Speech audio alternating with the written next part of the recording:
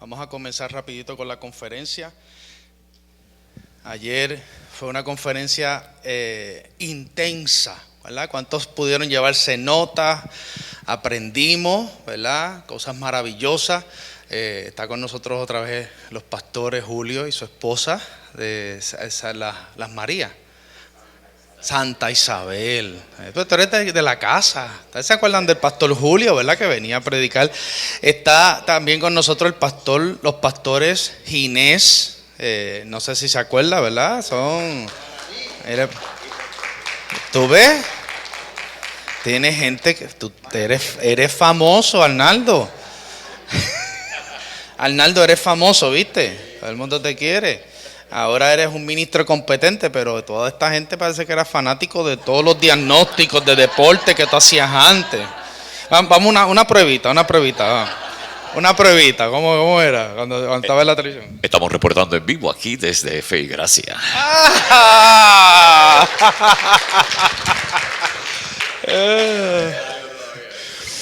¿Cuántos estamos listos para hoy seguir recibiendo? ¿Verdad? Esto sigue.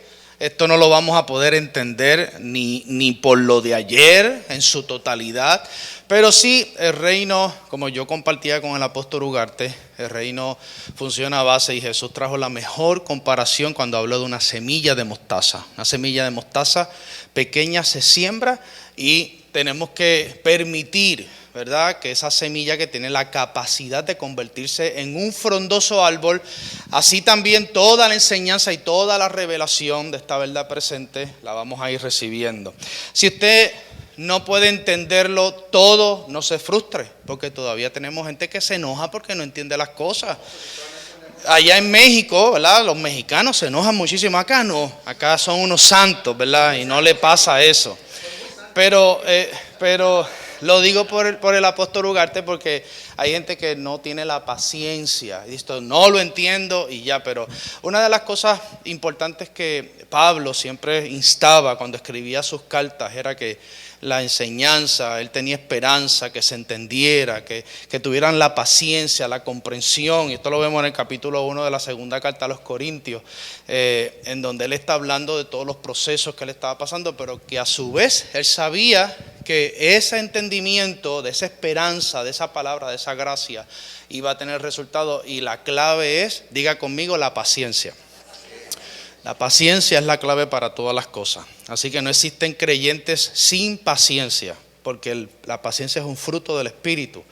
Así que todos tenemos paciencia, pero tenemos que mirarla dentro de nosotros, abrazarla, en lo que la semilla produce sus resultados. No patear semilla, no destruir terreno, no declarar cosas negativas, sino esa confianza de que todo lo que estamos recibiendo y lo que vamos a recibir hoy y mañana va a tener un fruto en nosotros. El Señor busca frutos, más que títulos. Ayer el apóstol Ugarte dijo que en este reino no hay jefes. Dile a tu hermano, no existen jefes. No existen jefes. Díselo, Miguel, que ya no es jefa tuya aquí. Díselo a Shirley también, no hay jefe. Pastor, aquí no hay jefe. Aquí no hay jefe. Aquí no hay jefes, aquí somos colaboradores. Así que algo importante que el apóstol nos compartió ahora en la oficina, que la palabra colaboradores se divide en dos. Co y laboradores, ¿verdad?, que es la palabra que se expresa en muchas asignaciones. No obstante, no son posiciones jerárquicas. Es parte de lo que es el cuerpo, su funcionalidad, y por eso una de las cosas que tenemos que abrazar en estas enseñanzas es entender la operatividad de cómo funciona este reino. Esto funciona, esto no es algo que no funcione. Esta verdad funciona, el entendimiento funciona, pero mientras no lo entendemos sufrimos porque pensamos que no funciona y necesitamos que llegue algo de afuera hacia adentro, cuando ya todo lo que usted necesita, dile a tu hermano, está dentro. Díselo, está dentro. Búscate a alguien, dile, deja el drama, está dentro. No hagas drama, deja las películas. Dile, porque es que los mexicanos siempre están buscando cosas afuera. Gloria a Dios. Vamos a levantar las manos. Padre, te damos gracias por este comienzo, esta reunión. Adoramos tu nombre y damos gracias porque hoy, Señor, vamos a abrazar verdades, hoy vamos a abrazar un mayor entendimiento. Estamos listos, estamos preparados, Señor. Te damos gracias en el nombre de Jesús porque todos nuestros pensamientos son cautivos y llevados a la cruz del Calvario. Abrazamos esta verdad, abrazamos tu revelación, abrazamos la gracia. En el nombre de Jesús, amén, amén, amén. Puede tomar asiento. Y con nosotros el apóstol Rafael Ugarte de Chihuahua, México. Aquí tengo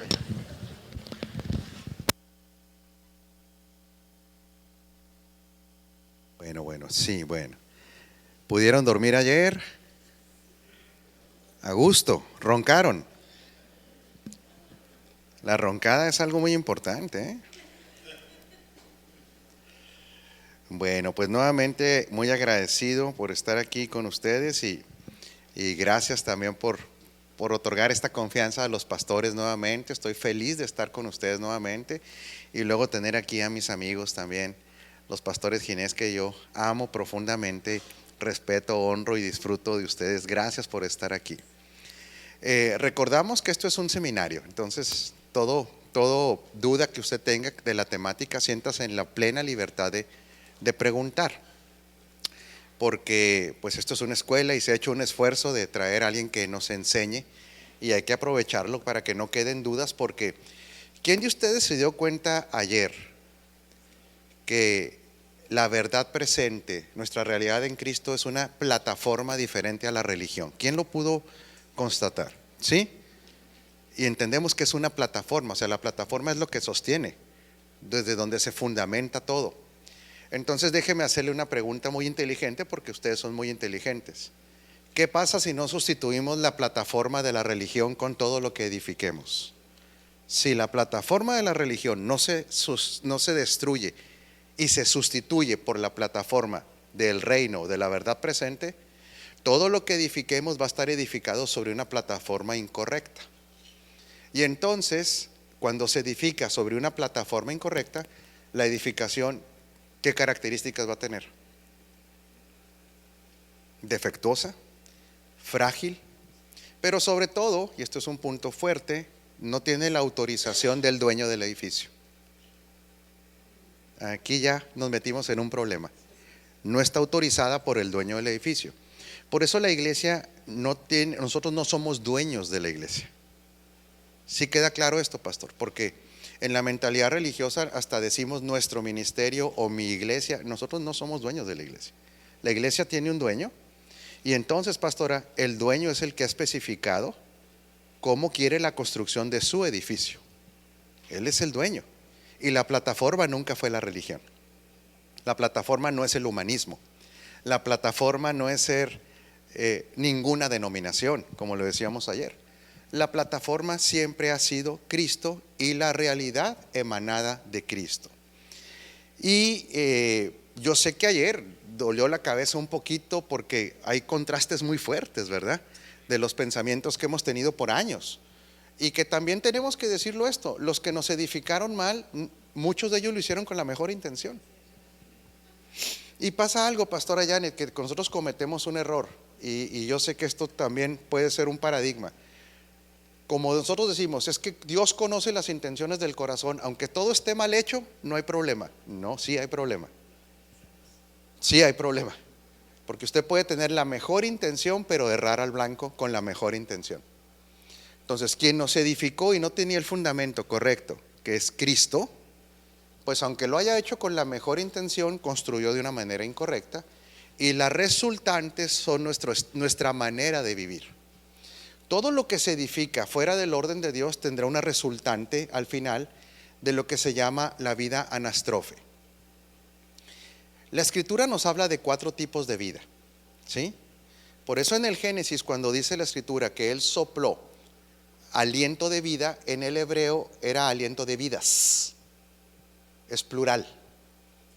El ser es tripartito porque tiene tres tipos de vida en sí mismo, desde el origen y el diseño del ser humano, Y la cuarta, que es la anastrofe, ahorita la vamos a explicar, que es la resultante, lo que se hace evidente de cuáles tres tipos de vida, de cuál de los tres tipos de vida es el que gobierna.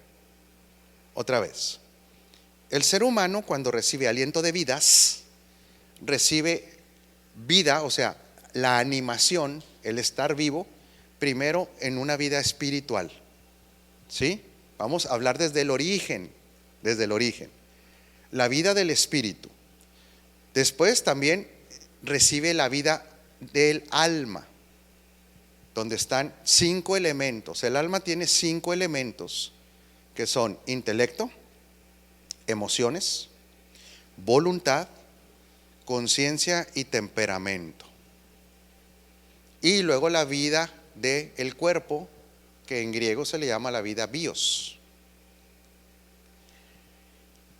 La vida del espíritu, ¿sí? El neuma necesitaba conectarse a la vida de Dios desde el Génesis.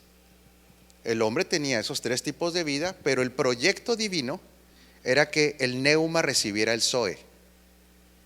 Otra vez, que el ser espíritu, la vida espíritu, recibiera el zoe, porque el hombre fue creado a imagen y semejanza, pero en el zoe estaba la sustancia. Otra vez, ¿sí? ¿Qué es el zoe? ¿Usted sabe qué es el zoe?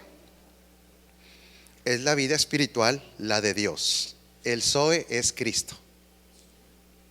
Por eso cuando Cristo dice, yo soy el camino, yo soy la verdad y yo soy la vida, la palabra que utiliza ahí, yo soy el zoe. Entonces, yo soy el camino. ¿Por qué es tan importante entender el camino? Porque Cristo es el propósito. De tal manera amó Dios al mundo que ha dado a su Hijo unigénito para que todo aquel que en Él crea no viva ajeno de propósito. Ahí se rompe otra vez, otra. No se pierda, porque alguien que no tiene propósito no tiene camino. ¿Se fija por qué Cristo se va convirtiendo en el todo? Ojo otra vez, ¿sí? Si mentalmente no creemos que Cristo es el todo, ya estamos más perdidos que el hijo de la llorona, o más confundido que Adán en el día de la madre. Porque el proyecto de Dios respecto a la iglesia en Cristo no es que Cristo sea la prioridad ni el centro, sino que Cristo sea Él todo. El problema es que nuestra mente finita y todavía humanista y religiosa cree que tenemos que tener a Cristo y algo más. En el pensamiento de Dios no, Cristo es suficiente. Es suficiente, pero de una manera real y clara. Lo vamos a ir entendiendo en este día y lo que reste de mañana. Cristo tiene que ser el todo, absolutamente todo. Proyecto divino. Te hago espíritu, te hago alma y te hago cuerpo. Pero proyecto divino, por diseño, es que la vida del espíritu, la vida espiritual que estaba contenida en el hombre, tenía una función y una razón de ser. Pregunto, mija, ¿para qué fue creado el espíritu humano? Hola, mija. ¿Para qué fue creado el espíritu humano?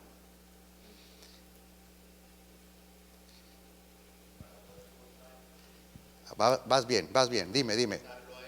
Sí, más allá, pero vas muy bien.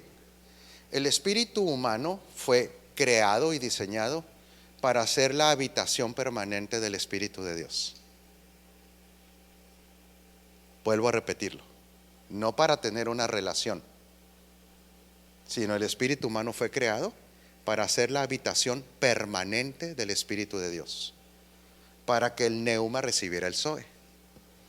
Ahora, ¿estuvo escondido en el Génesis eso? ¿Usted qué cree? Es buena la pregunta, porque estaba escondido, pero no estaba escondido. Estaba escondido porque no veía usted al zoe flotando, sino que el zoe estaba en el árbol de la vida. Cristo era el árbol de la vida. Sí, campeón. Él era, siempre fue ahí, siempre estuvo. Por eso hoy que lo tenemos como sustancia tenemos que aprender a Cristo, no tanto aprender de Cristo, porque usted ya tiene a Cristo por dentro. Entonces, en este proyecto del diseño de Dios para el ser humano, el hombre prefiere, en vez de ingresar, diga conmigo, ingresar, porque es algo, porque el diseño siempre fue por dentro, era para que fuera algo interior. ¿Sí? El hombre ingresa el conocimiento del bien y del mal, lo ingresa, tiene una experiencia interior con él, cuando no fue diseñado para eso. Fue diseñado para ingresar el Zoe, para comer del árbol de la vida, que nuevamente, mi hija, era Cristo. Estaba codificado en el árbol de la vida, por eso sí estaba, pero no estaba, entre comillas. Cuando se recibe el Zoe, se recibe la sustancia de Dios. Porque el hombre fue diseñado para hacer imagen. ¿Qué significa imagen? La representación visible de algo. Vamos regresando al Génesis, Vamos regresando al Génesis, Ramón. Entonces, ¿cuál era la idea? Que cuando alguien viera a Adán y Eva, no vieran a Adán y Eva. ¿Vieran a quién? Vieran a Dios. Eso es imagen. ¿Qué es semejanza? Semejanza es sistema operativo, forma de operar, capacidades operativas. El hombre podía operar con capacidades operativas iguales que la de Dios. Pero para que el proyecto fuera perfecto, el hombre no solamente tendría que tener imagen y semejanza, sino para que Cristo, desde el Génesis, ¿sí?, fuera el que hiciera las cosas a través del hombre, Cristo tenía que ser comido en la figura o sombra, tipo y figura del árbol de la vida. Porque una vez que algo se come, ya no está por fuera. Ahora está por dentro. Esto es diseño. Aquí no estamos metiéndonos todavía ni en versículos para debatir doctrinas. Esto es diseño. Porque una vez que esta vida, que es superior a todas, entrara en la vida del espíritu humano, esta vida era la que gobernaría las otras dos vidas. El Zoe gobernaría al psique, que es el alma, y gobernaría, por supuesto, al bios. Porque siempre gobierna lo más dominante. Y Dios siempre será lo más dominante. Dios siempre será lo perfecto. Por eso el proyecto, señora, para toda la creación siempre fue Cristo. No como accesorio, sino como todo. ¿Y a dónde iba a llevar? Y el que me lo diga, el apóstol Ginés le va a disparar un sándwich de pernil. Ya lo comprometí. Pero ya que estaba este diseño, ¿a dónde quería llevar Dios al hombre?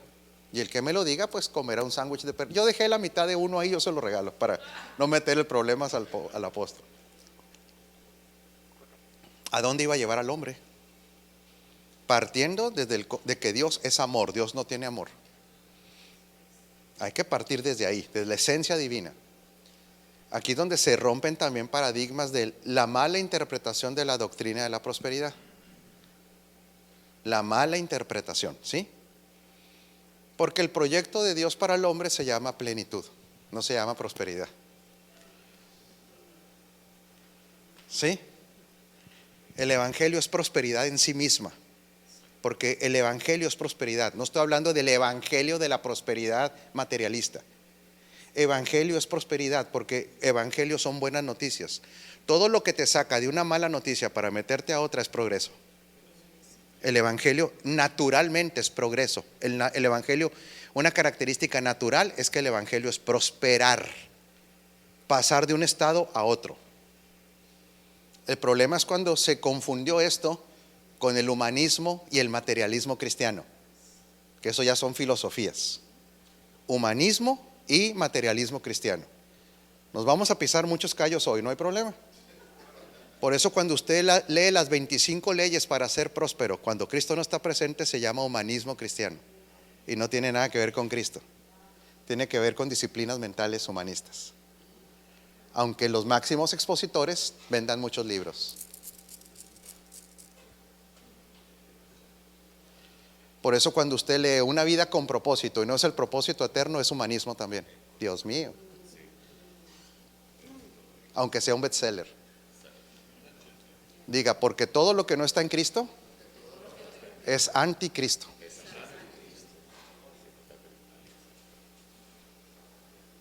¿Estás enojado, Ramón? Ya sé, yo sé que estás concentrado. Te quiero mucho. El que no es conmigo, es que en Cristo no hay negociaciones. Pero fíjese bien, sin fanatismo. Porque Dios está en contra del fanatismo. El fanatismo es la ausencia de la sabiduría divina. Dios nunca va a apoyar el fanatismo. Dios es antifanatismo. Pero Dios es radical, porque es radical de que todo lo que prospera tiene que estar en el Hijo. Todo lo que progresa tiene que estar en Cristo, para que Él sea el todo. Él lleve la preeminencia en todo. En otras palabras, apóstol, él nada más estableció un solo camino, estableció una sola verdad, estableció una sola plataforma y una sola manera de darse a conocer al ser humano, y es a través de Cristo, no hay otra. Lo estableció Él. Entonces, ¿qué ocurre? El proyecto de Dios para su familia, porque nosotros somos familia de Dios, es la plenitud. Ahora, la plenitud, ¿qué implica? ¿Qué interpreta usted por plenitud? ¿Qué será la plenitud? Totalidad. Eso es, mija, es la totalidad. Por eso, una vez que Cristo, la vida del Zoe, gobierna las otras vidas, es donde vamos a empezar el camino hacia la plenitud. Mientras tú rompas el orden, la plenitud se interrumpe. En el mundo terrenal, en las leyes de matemáticas, el orden no altera el producto. ¿Sí? ¿Por qué? Porque en una ecuación matemática el orden no altera el producto. 5 por 4 es igual que 4 por 5. Pero en el mundo espiritual el orden sí altera el producto. Son leyes de otra naturaleza. Si usted cambia el orden, el producto va a ser otro. Sí, son leyes diferentes. El orden divino no es el orden de culto. El orden divino es por dónde se empieza, hacia dónde se va, dónde termina y cuáles son los instrumentos que se utilizan. Y el orden siempre es Cristo. Si usted saca a Cristo de la ecuación, usted va a tener un producto diferente que nunca será plenitud. Y luego ahí, viejo, vienen los cuestionamientos. ¿Falló Dios? No, cambiaste el orden. Dios no necesita abogados. Recuérdame tu nombre. Marco. Dios no necesita abogados. Nosotros necesitamos entender a Dios. Son cosas diferentes. Dios no tiene ningún problema con los juicios que le emiten. Él está pleno. Sí, no crea que Dios está llorando ahí con Miguel y con los... Ay, me malinterpretaron en Puerto Rico. Me están juzgando allá en Puerto Rico y estoy llorando. No, dice, problema de los puertorriqueños que no entienden como yo, pero problema de los mexicanos. Él no está asustado, mijo, que los mexicanos digan, ¿qué onda con Dios? Órale, Dios. No, Él está en su trono, es inamovible, es un reino eterno. Él no tiene conflictos de personalidad, mijo. Sí, Él no está traumado, no tiene que ir a ninguna, sanidad interior. No. Él dice, el problema lo tiene el hombre que ha torcido su entendimiento o que no tiene la sabiduría que proviene de mí. Y entonces, al cambiar el orden, se altera el producto. Cuando tú cambias el orden, no hay plenitud. Cuando vives en el orden, diga conmigo, la plenitud se va construyendo. Se va construyendo. ¿Por qué? Porque parte del orden del espíritu que ya está pleno, pero que ahora los otros dos tipos de vida lo tienen que experimentar. Entonces, nosotros fuimos diseñados en espíritu para que nuestro espíritu fuera la habitación permanente de Dios. ¿Qué significa esto? Que Israel nunca fue el plan A de Dios. Ay, ay, ay. No me diga eso, ya no se asuste, tranquila. A lo mejor tiene su kipá y todo ahí guardado. Es broma, no la conozco, ¿eh? No, Israel llevaba la primera mano, o sea, la oportunidad. Sí, no sé, así se dice en México, llevar mano es como los que llevan ventaja, sí, los que van adelante. Ellos iban adelante en la oportunidad, pero el plan A de Dios nunca fue Israel. El plan A de Dios siempre fue espíritus que contuvieran la vida del Hijo. Otra vez. El plan A de Dios son espíritus que tuvieran la vida del Hijo. Israel llevaba prioridad. ¿En qué sentido? De que les manda al Hijo encarnado para que si lo hubieran reconocido, lo hubieran recibido en el Espíritu. Pero ¿qué hizo Israel con esa oportunidad? ¿Qué hizo Marco? Dijo no. Porque la sabiduría, aún apegada a la ley, no les reveló la sabiduría de lo eterno. Ellos veían en la ley mucho más administración terrenal y temporal que decodificar el propósito eterno de Dios. Porque si hubieran conocido, nunca lo hubieran crucificado. Por eso hoy voy a pisar otro callito sin querer pisarlo, ¿verdad? Hay gente que ama más a Israel que a Cristo.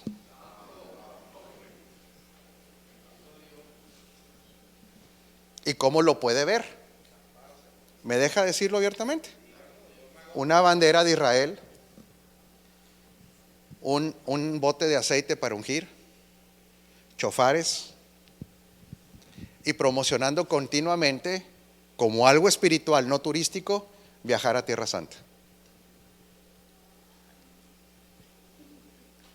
¿Nosotros podemos viajar a Tierra Santa? Sí, como algo turístico, histórico, y para pasársela bien. Pero a quien le da a esos viajes un poder espiritual, no ha entendido nada de la revelación de la sabiduría espiritual de Dios.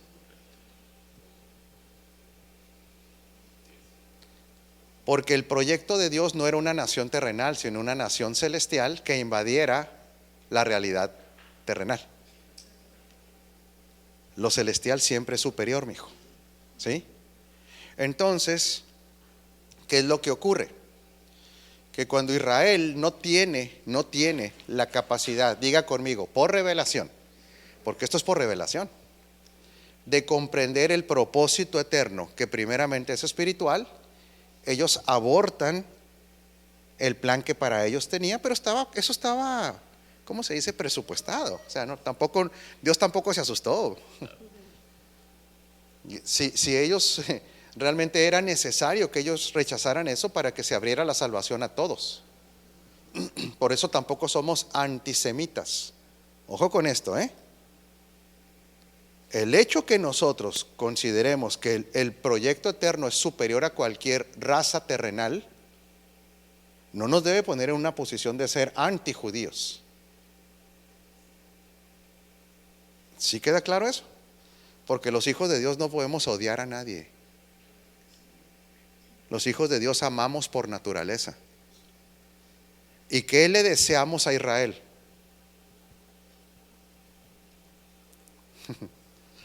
¿Qué le desea a los ciudadanos de Israel usted? Si usted tiene entendimiento, lo que les desean es que vengan a Cristo, no que tengan más territorio en las franjas de Gaza y Jordania. Eso ya es de cada quien. Sino que les deseamos que vengan a la vida, porque el que no tiene al Hijo no tiene la vida aunque sea judío.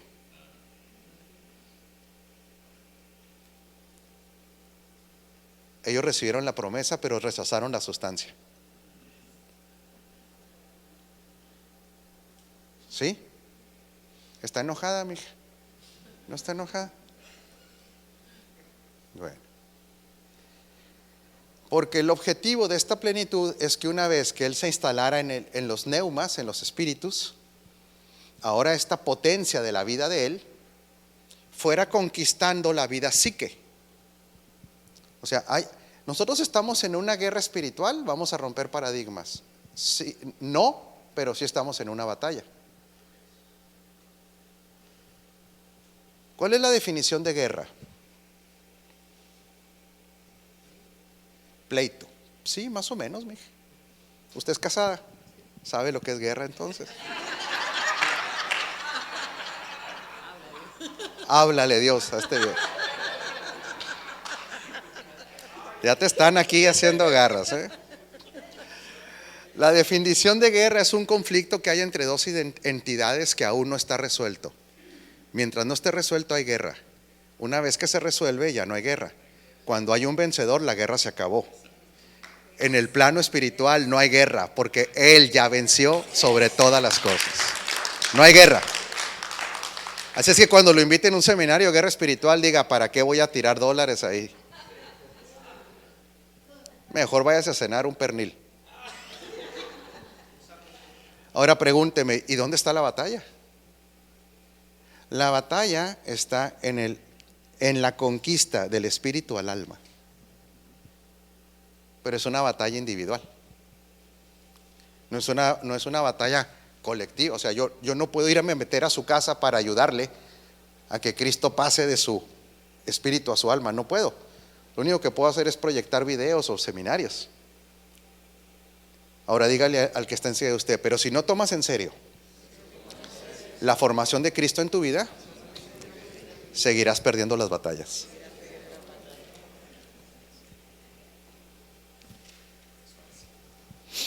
No hay que darle mucho vuelta a esto, pastora. Pero la batalla de la transformación, no de que el diablo se lo va a comer en la noche y le va a jalar los pies. No se trata nada de eso. La batalla es que vas conformándote más a Adán, en quien ya estabas, en vez de irte conformando más a Cristo, en quien ahora estás. Por eso plenitud es cuando el Zoe gobierna al psique y gobierna al bios. ¿Sí, mijo? Cuando el Zoe gobierna el psique y gobierna al bios, entonces hay una tercera expresión de lo que es vida, anastrofe. ¿Qué es la vida anastrofe o anástrofe? Es nuestra manera de vivir. Nuestro estilo de vida es el anastrofe. Por eso cuando alguien dice, es que estar en Cristo es un estilo de vida, no, ese es un error. Estar en Cristo es una vida que produce un estilo. Otra vez, ¿sí? Sí, porque alguien dice, no, es que estar en Cristo es un estilo de vida. No, olvídese, no. Estar en Cristo es estar en la vida, que si esta vida gobierna, transformará su estilo de vida. Por eso es la gran confusión, mi hijo, porque mucha gente toma el estilo de vida cristiana sin operar desde la vida de Cristo. A ver, recuérdeme su nombre. Araceli. No es lo mismo la vida cristiana que la vida de Cristo. La vida cristiana son todos los elementos culturales que nos dijeron que era ser cristiano.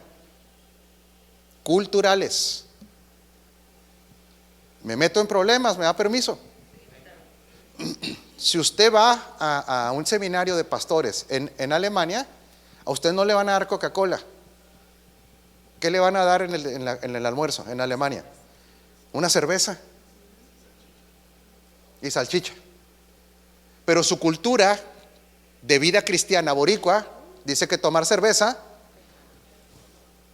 es pecado. Es más, cuando usted va allá dice, Dios mío, estoy aquí entre puro viejo pecador, se van a ir al infierno. Diga conmigo, vida cristiana. Y no estoy diciendo que tome cerveza, eso no le estoy diciendo eso. Estoy hablando de los conceptos de vida cristiana. Pero hay una cultura que a usted lo mandaría al infierno porque toma café. Así como usted manda al infierno al de la cerveza, habrá culturas europeas que digan, Ramón es un pecadorzote porque toma café. Estamos hasta hacerle liberación del espíritu de café. Diga conmigo, vida cristiana. A la vida en Cristo no le afecta nada de eso, salvo que usted sea un borracho o un adicto al café. ¿Sí me estoy dando a entender? No le estoy dando permiso de nada porque no tengo que darle. Usted hace lo que quiere de todas maneras. ¿Para qué no hacemos? Vida cristiana, la falda cristiana. ¿Alguien sabe lo que es la falda cristiana? ¿Usted sabía que había conceptos de falda cristiana? ¿Tú sí sabías, mija? ¿Tú viviste esos traumas? O sea, ¿eras religiosa profesional tú? Tenías título también así de religiosa profesional grado A. Ok. Sí, porque la falda cristiana tiene que medir 26 centímetros. Por así. No sé, yo nunca he usado falda, gracias al Señor. El Señor me libró de esas tentaciones, gracias a Dios. Nunca ha sido mi concupiscencia ciertos caminaditos ni nada de eso. He tenido otras concupiscencias, pero maquillarme y ponerme falda no. Gracias al Señor, Arnaldo. Ay, aleluya, gloria a Dios. Pero fíjese la vida cristiana, qué absurda es. La vida cristiana por concepto cultural. 25 centímetros ya es cristiana, pero 24 ya no. ¿Se fijan los absurdos? Repita conmigo. Diga, la religión produce estupidez. Por eso la Biblia le llama espíritu de estupor. Estupor, estupidez, gente que ya no piensa. ¿Cómo puede perder la salvación, mi hija, por 1 centímetro de tela? ¿Te fijas, güera? O sea, 1 centímetro, por eso hablábamos ayer de la cultura evangélica. Ya me explico. Sí, porque ayer estaba enojada conmigo, la chaparrita. Me veía con ojos de pistola ayer, pero no me estaba entendiendo lo que yo quería decir. Princesa de Dios. Religión es religión. Se llama evangélica, católica. Religión es religión. Son sustitutos de Cristo. Por eso la religiosidad produce estupidez, estupor. No es un insulto. ¿Qué es la estupidez? La incapacidad de un análisis objetivo de las realidades. Por eso el fanatismo produce gente, como se dice, ¿no? Estúpida, tontita, para que no se vea tan feo. Porque no estoy acostumbrado aquí en Puerto Rico, no sé qué sea ofensivo ni qué no, ¿verdad? No es ofensivo. Bueno, es tan grande la estupidez o la capacidad de análisis que entonces en esta vida cristiana se extrapolan o se sacan de las realidades espirituales versículos. Yo sé que se va a reír, pero los que vivieron ahí era trágico. Salmo 1: en silla de escarnecedores no me he sentado, ¿verdad? Entonces, pero fíjese, no es vulgaridad lo que voy a decir, es nomás el nivel de estupidez. ¿Sí? Por favor, no, jamás querré ser vulgar. Silla de escarnecedores no me he sentado. Entonces significaba no ir al cine, no ir a un partido de béisbol, porque el poder del pecado está en la silla. Ahora, ¿por dónde entraría el pecado entonces? Use su mente. Si está en la silla, ¿por dónde entra? No, sí, o sea, hay que yo le dije que no era vulgaridad. Es que no se analiza. Se convierte, mija, se produce un estupor, una estupidez. Entonces yo no me siento, me voy a poner una tabla para que no entre. Porque se está diciendo que la silla es. El contexto no es la silla, es la cosmovisión. La silla es donde descanso. Si mi mente descansa en el escarnio, en la falta de sabiduría divina, ahí tengo un serio problema. No está en las pompis. Porque entonces tampoco se podría subir a un camión o una guagua, le dicen ustedes, ¿no? No se podría subir a un avión. Si ese fuera el orden, diga conmigo, vida cristiana, no vida en Cristo. Conceptos culturales. ¿Sí estamos captando, campeón? Tú estás enojado también tú. ¿Qué estás así? Si te regañó la señora no es culpa mía.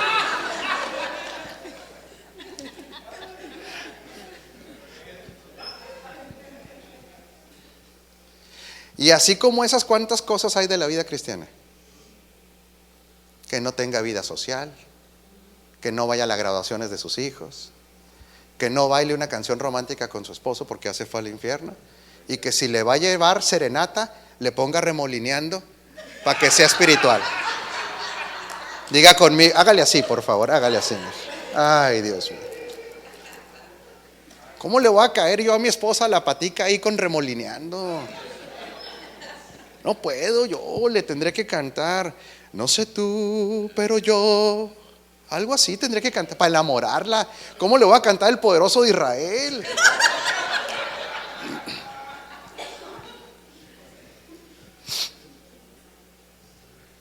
Estamos captando, Luis. Luis, estás pompeado. Ando pompeado. Eso me lo enseñó el pastor Ginés. Yo ando pompeado porque andaba en Guanyingao. Y ya no ando en Guanyingao. Pues es mi maestro de palabras hebreas boricuas, griegas, puertorriqueñas y hebreas. Entonces, nuestra manera de vivir el anastrofe es el reflejo de cuál de las tres vidas gobierna: o el Zoe, o el psique no renovado, o el bios. Dígale que está enseguida de usted: tú predicas por tu anastrofe más que por lo que hablas. Usted predica más por su estilo de vida que por lo que habla. Pero para ser un predicador eficiente, en este orden, no es cuánta Biblia sepa, sino cuánto lo gobierna Cristo. Pero Dios no puede gobernar tu alma si no se te forma Cristo.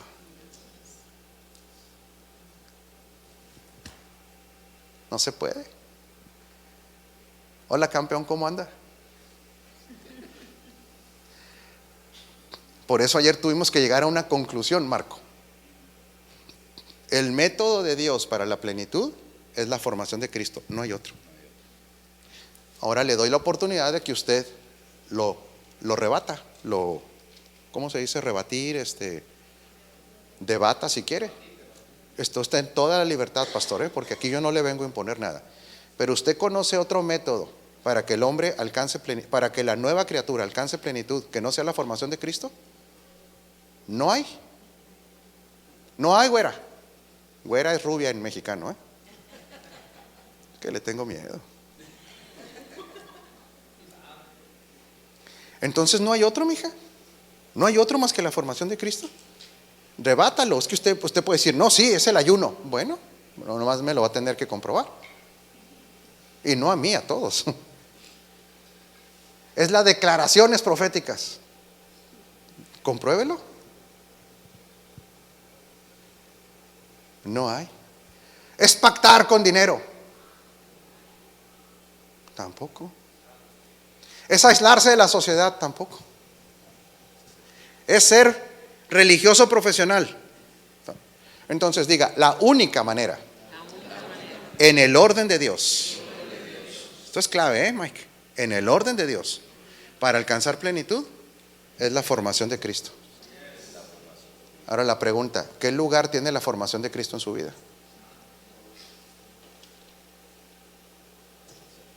Esa es la gran pregunta.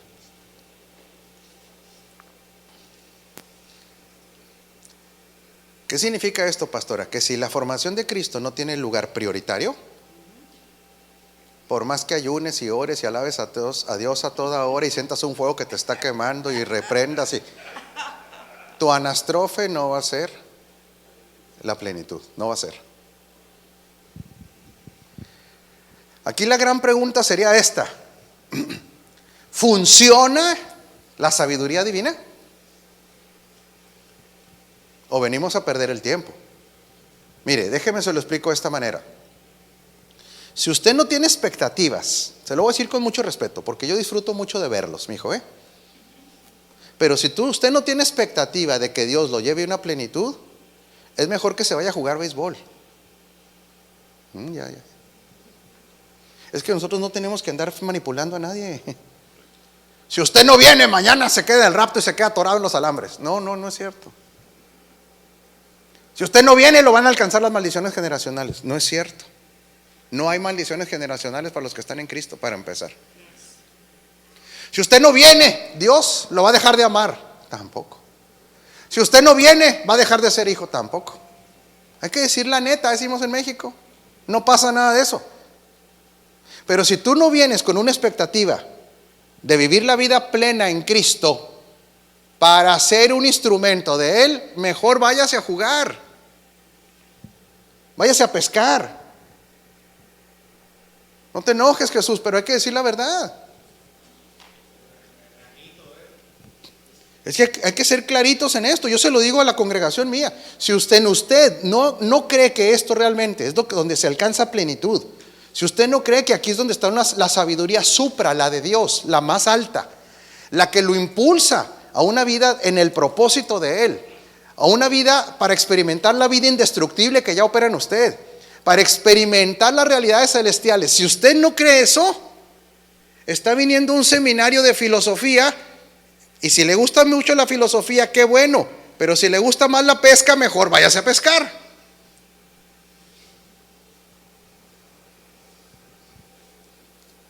Sí, mijo. Hablando de esto, porque hay ministros que se enfocan en lo que es la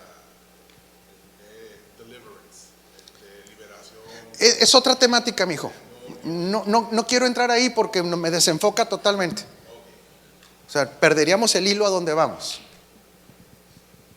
Pero una persona, diga conmigo, que ya le cayó el 20, bueno, no sé cómo se diga aquí, una persona que ya se le reveló que esto es poder sobre poder, sabiduría sobre sabiduría,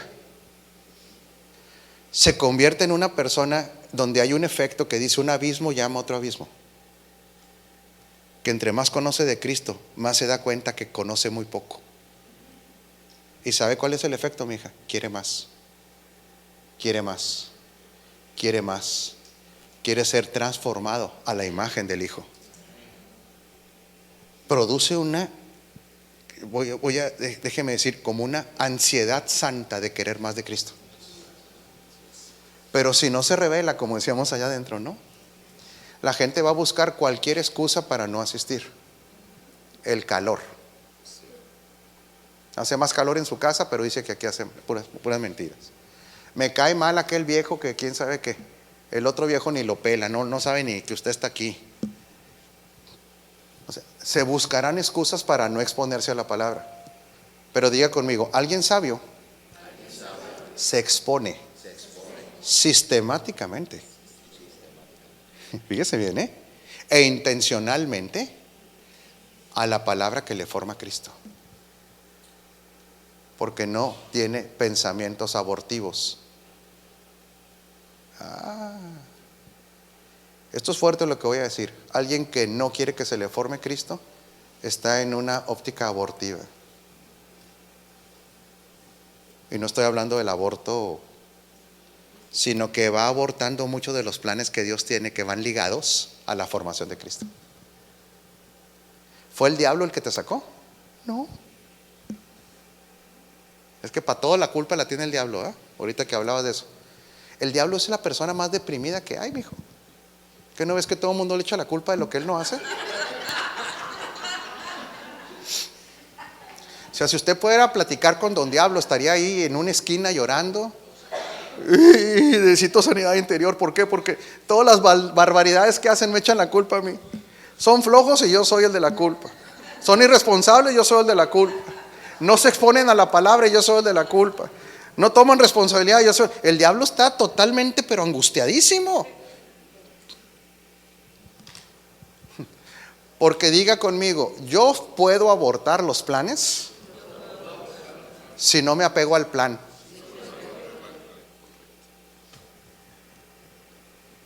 Y no fue el diablo, ni fue Dios. Ahora, ¿cuál es el plan de Dios para usted en el ser? No en el hacer. ¿Cómo andamos de tiempo, Muñiz? ¿Hacemos break? ¿No hacemos break? Estamos comenzando. Es que no sé cuánto llevo de veras. ¿Cuánto llevo? Llevo 1 hora. La sesión va a ser como de 2 horas y media. Le damos otros 15 minutos y hacemos un break de 5 minutos, ¿les parece? De 10 minutos. Por si alguien tiene que ir a hacer cosas terrenales. Todavía este cuerpo requiere cosas terrenales, mijo. Qué educado soy, ¿verdad, Ramón?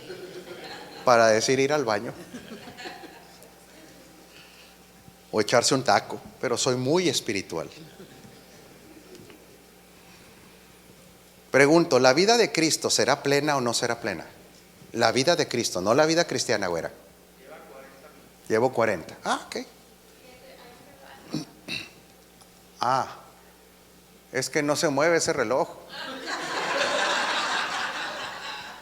Muñí, no se mueve ese reloj. Nomás está ahí flachando, pero no. Deja decreto. No está en conteo regresivo. Por eso me tienes todo aquí, todo confundido.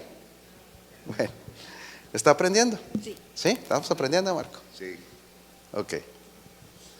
Entonces, Dios siempre tiene un plan con el ser antes de el hacer. El hacer es consecuencia del ser. En el orden del diseño divino, la gente hace lo que es, reproduce su genética. Cuando alguien deja de hacer lo que es, ya tiene un problema, un serio problema de identidad. ¿Sí? Por eso un varón siempre será XY aunque se ponga falda.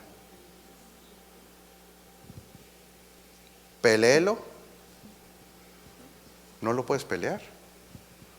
Aunque te pongas falda y te pintes los labios, sigue siendo XY en tus cromosomas. Quite esa XY, ¿la puede quitar? No, porque el ser es inalterable. Por eso en el espíritu lo que somos ya es inalterable. Gloria a Dios. Esto es glorioso. Fíjese bien, lo que usted es en el espíritu por la obra de Cristo ya es inalterable. Aunque se equivoque. ¿Qué cree usted? Si usted falla, altera su estructura del ser espiritual, ¿tú falla? No la altera. Eso es lo que el legalista no entiende. El legalista, como no entiende de anatomía espiritual, cree que las fallas del alma y del cuerpo alteran la anatomía del espíritu. No la pueden alterar. No hay nada externo que cambie su realidad espiritual. Porque esta realidad espiritual, pastora Janet, nunca dependió de nosotros. Sino que la realidad espiritual, amado apóstol, es algo que Dios consumó en Cristo. Una vez que Dios consuma algo, nadie lo puede echar para atrás. Ni yo mismo. Lo que yo puedo hacer es detener esa expresión, lo que explicábamos ayer, de esa realidad espiritual, Ramón. Pero hay cosas que en Dios, Mike, son en Dios, una vez que Dios termina algo, llega a ser inalterable. A ver, pregunta capciosa, ¿Dios lo puede bendecir más a usted?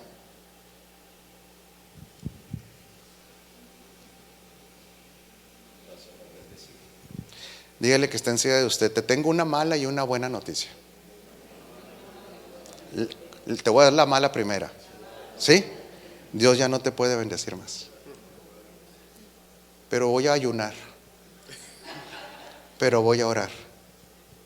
Pero voy a decretar. No te va a bendecir más. Porque la buena es que ya te bendijo con todo.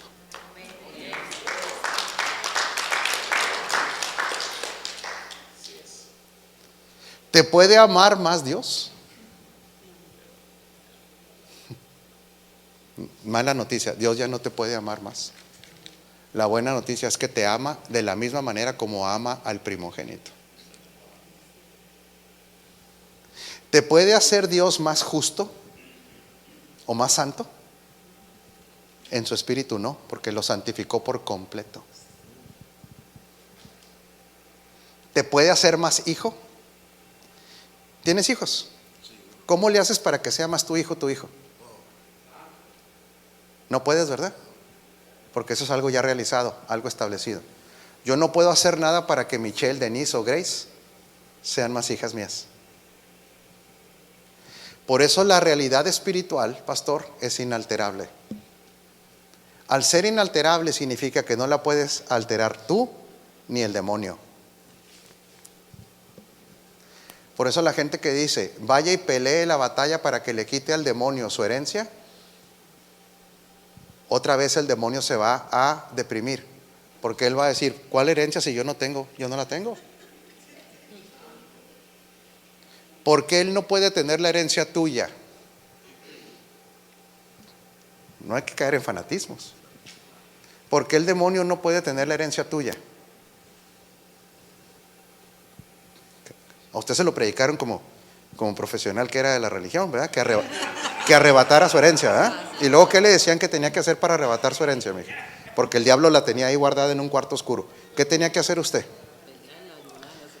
Predicar, ayunar, golpear el cuerpo, reprender, arrepentirse, echar aceites, todo ese rollo, ¿verdad? Puro fanatismo. Porque ¿por qué el diablo no puede tener una herencia suya? No, no es porque esté derrotado. Es porque no está incluido en el testamento. Diga conmigo, por una causa legal. Diga conmigo, las verdades de Dios son eternas, legales y espirituales. Y estas tres, diga, son inalterables.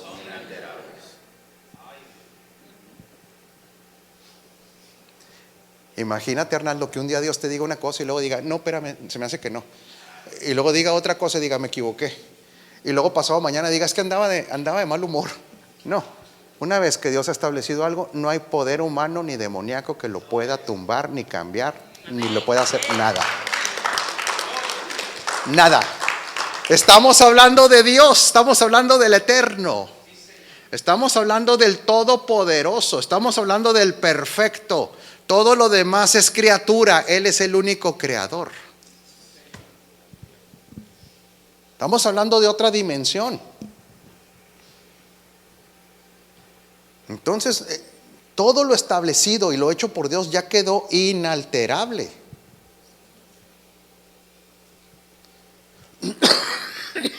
Por ejemplo, ¿por qué usted fue sellado con el Espíritu Santo cuando nació de nuevo? ¿Qué es el sello del Espíritu Santo? El hablar en lenguas, no. Es un sello de propiedad, Ramón. Una vez que Arnaldo nació de nuevo, en el mundo espiritual él queda en un sello con su espíritu, propiedad de Dios. El Espíritu Santo es ese sello donde dice, Él me pertenece. Y el maligno, esto ya es mío, esto no me lo quita nadie. Romanos 8, ni la muerte, ni la vida, ni lo alto, ni lo bajo, ni lo profundo, ni lo presente, ni lo porvenir nos puede separar del amor de Dios que es en Cristo Jesús, Señor nuestro. Son cosas inalterables, Miguel. No más que nos encanta el show. No, yo tengo que. No, yo soy. Yo soy el que. No, usted no produce nada. El que produce el querer como el hacer es Él. El que obedece al Padre es Él a través de usted. Pero sin esta formación de Cristo, no podemos llegar a esa plenitud que el Padre quiere para nosotros. Por eso vamos a Primera de Corintios, porque mañana vamos a hablar de cómo se forma Cristo. No se lo vaya a perder. ¿Mañana a qué horas es, pastor? A las 10. Fíjese bien. Primera de Corintios 1:24.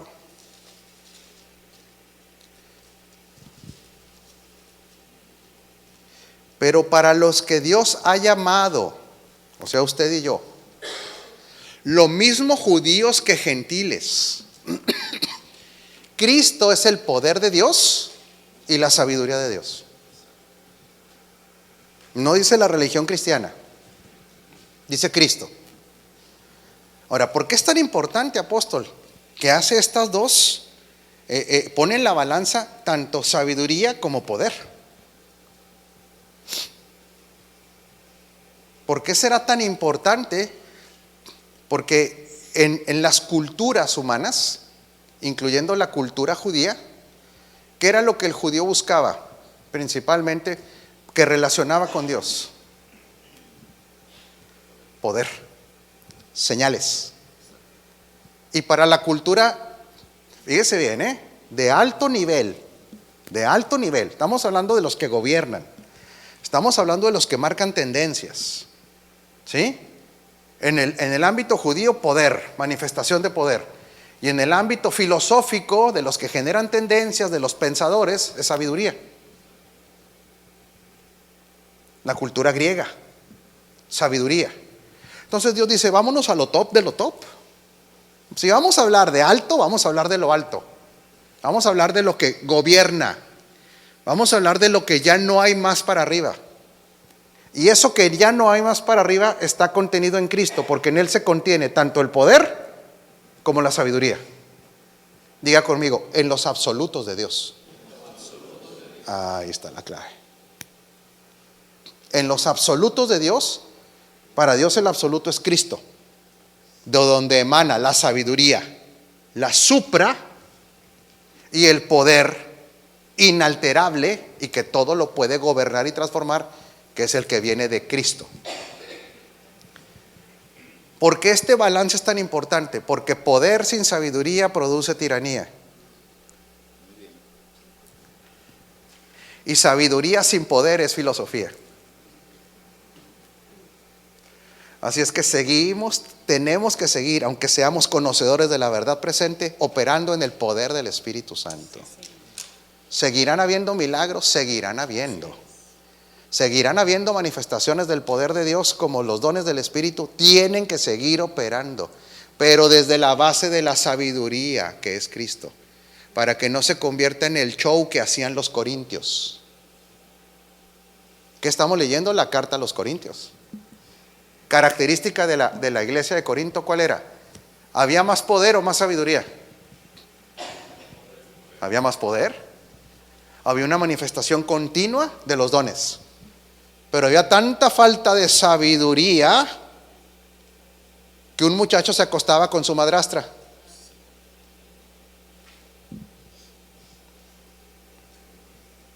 Cuando la gente anhela poder sin la sabiduría o el orden de Dios, lo que busca es la promoción propia. Otra vez. ¿Sí?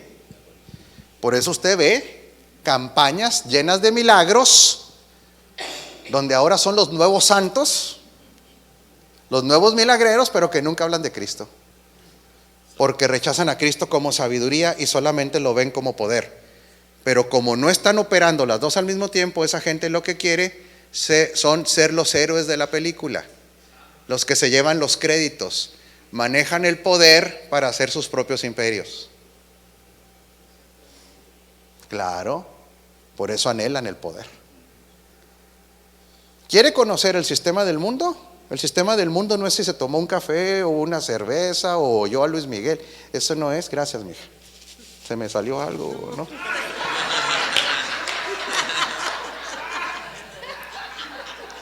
Es que como mi esposa sí es así. Mi esposa me pega en la panza y le me dice, oye, pues es que no, así es mi señora, usted la conoce ya. Karateca, la patica. Gracias, mijita. Si Cristo no es sabiduría, vas a mal utilizar el poder. Porque una característica principalmente de ser mundano, otra vez, no es lo que comió. Póngale, la principal característica del ser mundano es querer ser más que otros.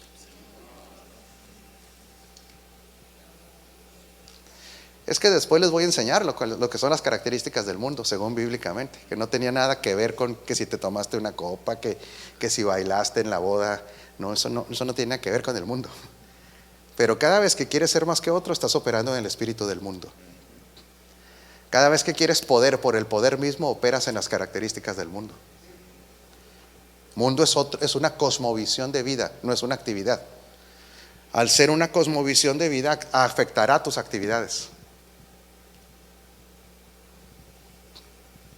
Característica del mundo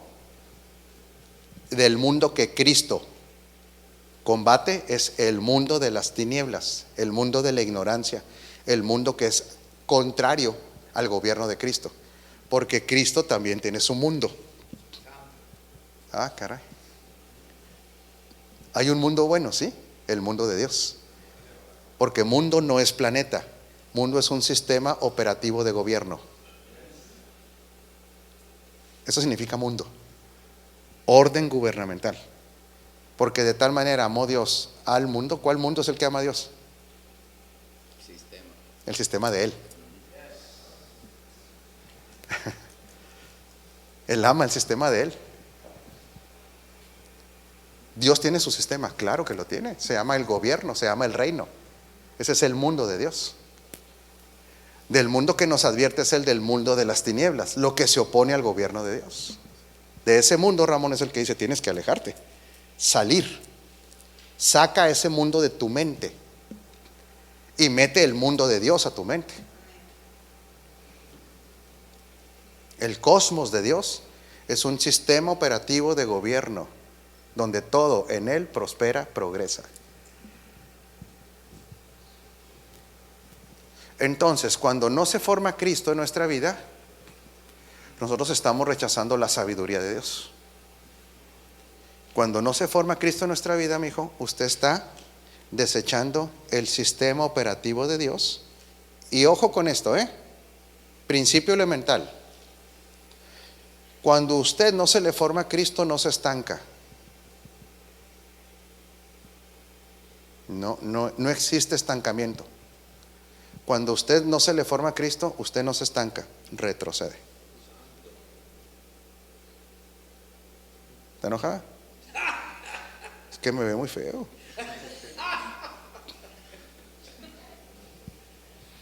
Sí, eso de que te estancas, no existe.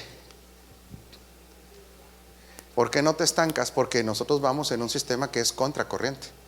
El camarón que se duerme, cuando alguien detiene la formación de Cristo, no se estanca. Se lo empieza a llevar la corriente del otro sistema, el de las tinieblas. Ahora entiende por qué dice: ¿por qué retrocedí? ¿Fue el diablo? No fue el diablo. Usted detuvo el avance de Cristo en usted.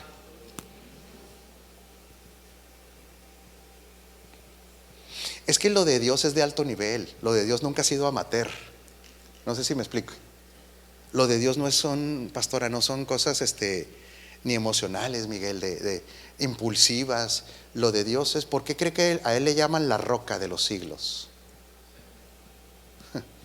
Porque son fundamentos inamovibles, es lo supra. Ese es el problema que hoy muchos jóvenes tienen y rechazan el evangelio porque no se les ha explicado lo siguiente. Fíjate bien, una característica de la juventud es que todos en la juventud fuimos idealistas, más o menos, ¿no? Por lo menos tenías ideales, sueños. El problema de la religión es que esos sueños, en vez de impulsarlos, los castra. Aquí en Puerto Rico hay muchas generaciones de jóvenes resentidos de la religión porque castraron los sueños de sus papás. A ver, otra vez. Cuando a un padre le castran los sueños que Dios puso en su vida, los que van a ser afectados son los hijos. Otra vez. ¿Sí, Marco? Cuando Dios puso un sueño en una persona, porque somos, fíjese bien, en el reino no somos reyes o sacerdotes. Ojo, es un reino de sacerdotes, pero no somos reyes o sacerdotes. El o marca una diferencia enorme. Somos reyes y es una función dual. ¿Cada cuándo?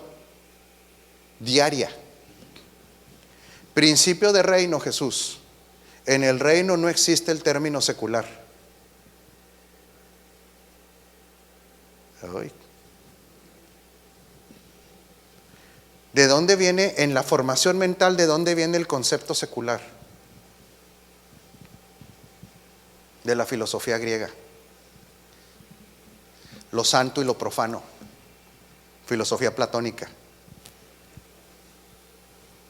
En el reino nosotros somos totalmente espirituales porque tenemos espíritu recreado y no hay actividad secular. Por ejemplo, ¿tú a qué te dedicas? ¿De dónde generas tus finanzas? Departamento de Salud. En el departamento de salud. Para el Señor, ese no es un trabajo secular. El Señor tiene un rey y un sacerdote en ese trabajo para que todo quede bajo el gobierno de Cristo. Ese trabajo no es secular. Hay un ser que es recreado en Cristo, que es santo, que administra esa profesión. ¿Sí lo está captando? El que es santo no es el trabajo, el que es santo es la persona que administra el trabajo. A ver, otra vez.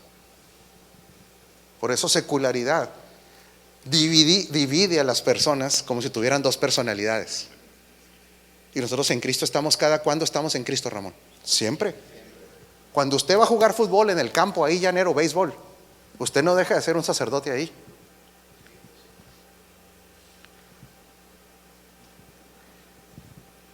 Cuando lo invitan a una comida del trabajo donde hay mujeres y usted es casado, usted no deja de ser un sacerdote ahí.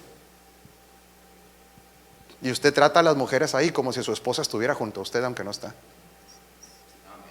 No lo está entendiendo, se está haciendo loco. Porque somos reyes y no o.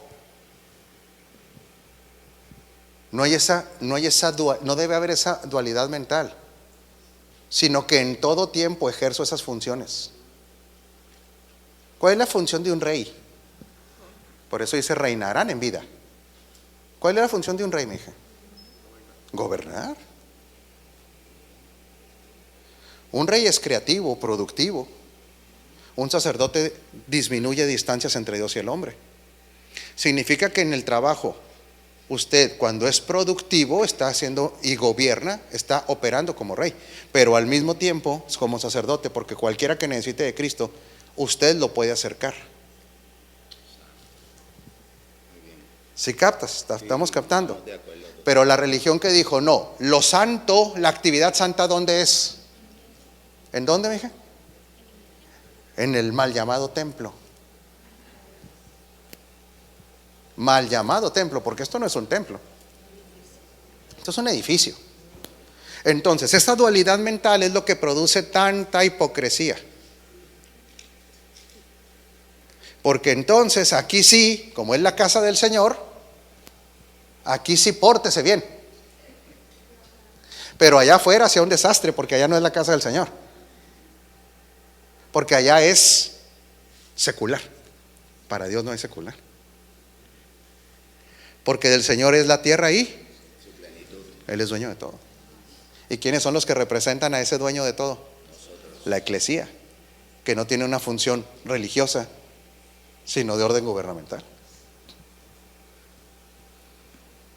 ¿Qué pasó entonces cuando el Señor puso en él un sueño de ser ingeniero? Cuando el Señor puso en él un sueño de ser ingeniero, desde la mente de Dios, ¿qué está planeando Dios? Si Dios puso en un hombre un sueño de ser médico, desde la mente de Dios, ¿qué está planeando Dios? Y el que me lo diga, usted le va a disparar ahorita un plátano o una manzana que tenemos ahí. Ahí cabo ahí hay. Pero estamos hablando de sabiduría. Cuando Dios pone un sueño a alguien para hacerlo ingeniero, médico, beisbolista, ¿qué está planeando Dios? ¿Que se la pase bien? Esa es una parte. Porque toda asignación es disfrutable. No hay ninguna asignación en el reino como sacrificio, sino como disfrute. El sacrificio es para perfeccionar las habilidades que Dios ya puso en nosotros. A ver, otra vez. Uy, cuánta información, ¿verdad? El sacrificio es para perfeccionar lo que está en bruto en ti, En bruto me refiero a... ahí es donde se paga el precio, en el perfeccionamiento. Sí, si a ti te gusta el béisbol y bateas para 180, vas a tener que entrenar mucho para subir a 250. Ese es el perfeccionamiento. Si a ti te gusta levantar pesas y nada más levantas 20 libras, vas a tener que perfeccionarte día a día, disciplina, y diga conmigo, sí se paga un precio. Pues ¿cómo no se va a pagar un precio para ser perfeccionado? Claro que sí. Lo que no se paga nunca un precio es para lo que Dios ya terminó. Lo que Dios ya estableció espiritual, usted no pagó ningún precio, usted nada más recibió. Pero todo lo que tiene que ver con el alma y con el cuerpo, sí se paga un precio. Sí, usted no puede irse en la noche y comerse una torta de pernil, un asopao, unas, ¿cómo se llaman? ¿Qué más comen ustedes? Cosas muy raras, mijo. Alcapurria y ¿cómo, mija? Bacalao a las 11 de la noche, todo eso junto, y declarar en la mañana: yo declaro que amanezco flaco. Y todos los días hacer esa declaración, mijo. Eso es brutez, eso es misticismo. ¿Quiere una panza plana? ¿Qué va a tener que hacer? Diga conmigo, pagar un precio. ¿Para qué andamos con cosas? Todo se espiritualiza porque no hay sabiduría en Cristo. La sabiduría en Cristo es plena. Los jóvenes tienen que entender que esto se llama la supracultura. Supracultura, la cultura más alta. Por eso Dios está peleado otra vez con el fanatismo, porque el fanatismo, la base del fanatismo es la estupidez, no el análisis. Perdóneme que esté repitiendo esa palabra, por favor, es para hacer énfasis. Sí, me perdonan, no me van a odiar ni nada, mijo. ¿Para qué pone Dios entonces un sueño en una persona cuando no hay secularidad para ser beisbolista? ¿Para qué lo pone?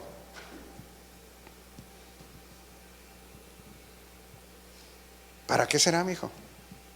Para que en el mundo del béisbol, para que en el mundo de los negocios, al que le pone el sueño de ser un hombre de negocios, al que le pone el sueño y el deseo de ser abogado, para que en el mundo de las leyes, el reino de Dios, que es celestial, haga su presencia física en la tierra. Y ahí introduce Dios a la eclesía. Por eso no hay secularidad. Ahí Dios introduce a un agente de su equipo y de su familia y de su gobierno, para que Cristo llegue a ser ¿qué? El todo. ¿En dónde? En la abogacía, ¿querrá ser Cristo el todo? En la política, ¿deberá ser Cristo el todo? En las comunicaciones, ¿deberá ser Cristo el todo? ¿Se imagina, apóstol, que en las comunicaciones, en el cuarto poder de la información, Cristo fuera el todo? ¿Habría mentiras e informativas? ¿No cambiaría la media rendida a Cristo la situación mental de un país? ¿No cambiará la administración de justicia cuando los que estén ahí operando sean los reyes de Dios? No cambiarán los negocios cuando estén ahí los reyes de Dios. Por eso no hay secularidad. ¿Qué hizo la religión? Todos esos sueños que Dios puso en esas personas, les dijo que no eran de Dios, que tenían que renunciar a ellos para venirse a trabajar a un mal llamado templo. Falta de sabiduría de Dios. Ahora le pregunto, porque esto es muy básico, pero a lo mejor no sabe.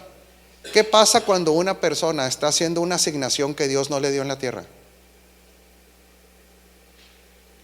A ver, otra vez. Diga conmigo, la asignación, yo no la escojo, la descubro.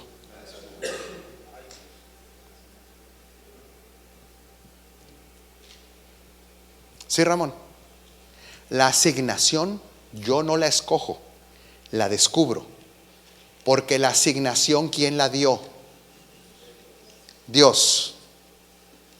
Ahora diga conmigo, toda asignación en el reino tiene presupuesto. Si te mueves de asignación, tú lo tienes que financiar.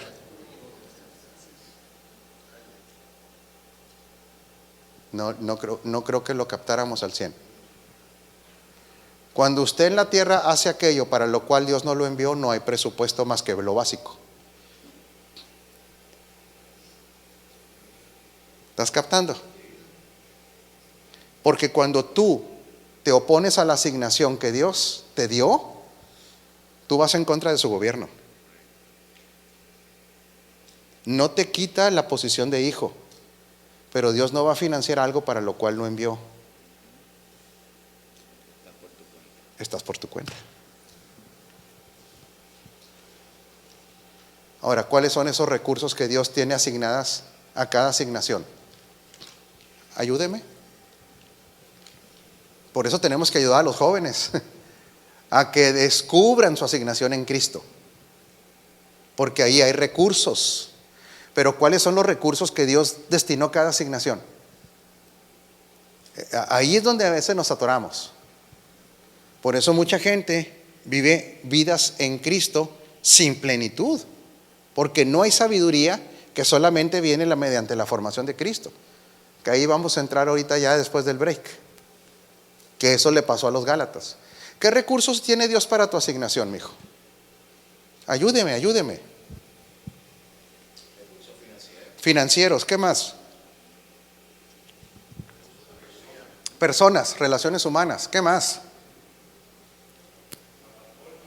Plataformas de trabajo, sabiduría, estructuras.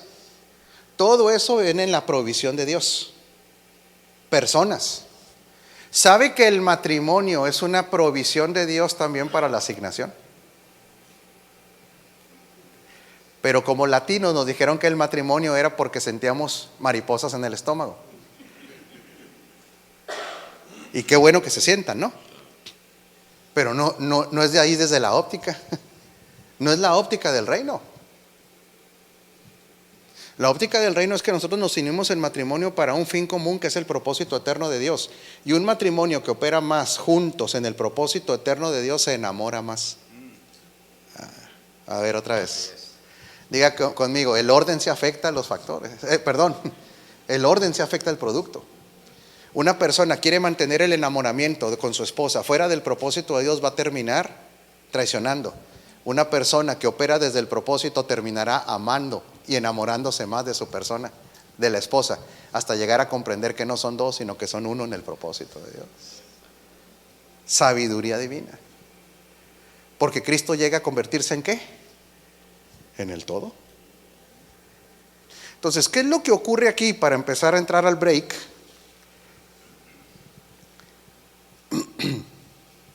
Que al ser Cristo hecho sabiduría y poder para nosotros, en el 24 que estábamos leyendo,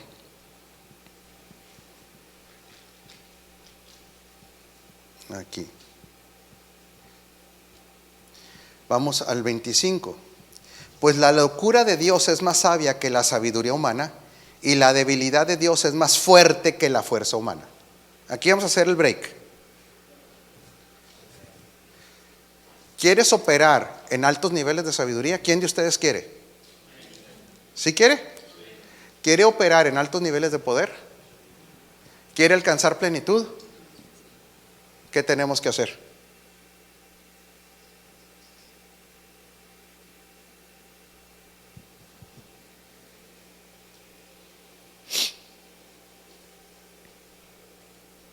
Digo, es normal que lo querramos, Jesús. ¿Qué tienes que hacer, mijo? ¿No sabe? Llevamos 3 horas hablándolo. ¿Se fija cómo nuestras estructuras mentales rebotan? El método de Dios, la formación de Cristo. O sea que si no hay formación, otra vez lo vuelvo a repetir, si no hay formación, no se alcanzan los niveles de plenitud, ni de poder, ni de sabiduría en la práctica. En la práctica. Regresamos al punto original de lo que, como empezamos hoy. ¿Funciona el mundo de Dios? Uy, todavía tienen dudas. ¿Funciona el mundo de Dios? ¿Funciona? ¿Funciona el orden celestial? da resultados, da fruto, es dominante, es eterno, es poderoso, transforma. Sí. Ahora la pregunta es: ¿y por qué no? Lo veo. ¿Será que Dios no quiere? ¿O será que no me apegué al orden de Dios? Y el orden de Dios es uno. En el ser, antes que en el hacer, es que se nos forme Cristo. Ahora la gran pregunta es: ¿y cómo se forma Cristo? No se pierda mañana la continuación. Pero ahorita, en la siguiente hora y media, vamos a regresar de cuáles fueron los efectos de que no se formó Cristo. Y ni siquiera tener claro la predestinación que tenemos nosotros como hijos. Que vamos a entrar directo al libro de Gálatas. ¿Cuánto paramos, Muñiz? ¿Pero cuánto? ¿10 minutos? Para que hagan lo terrenal. Vayan a hacer sus actividades terrenales y volvemos en 10 minutos.